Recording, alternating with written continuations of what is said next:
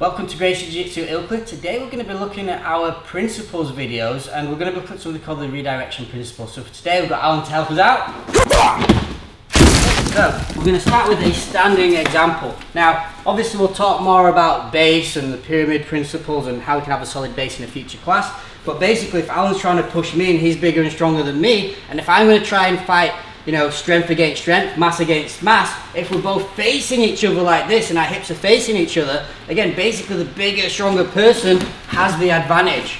So instead of trying to fight force against force, two opposing forces, where one force might be a lot bigger and more substantial, instead, look at what we're going to do using this principle. We're going to redirect. So we actually change the plane of resistance. Now, we can actually use this redirection principle once we start to change this plane of resistance to set up and make techniques work for our own advantage. So in this instance, we'll look at standing arm lock, for example. So obviously we would have a base with this, but as Alan's pushing me from here, I'm going to redirect and pull the arm through, and we can then go into a standing arm lock from here. Options we've got from here, we can finish from standing. We might just want to get up and get away, or if the situation permits it, we might throw this leg through. I'll just go slowly with Alan. We'd basically drop to the ground.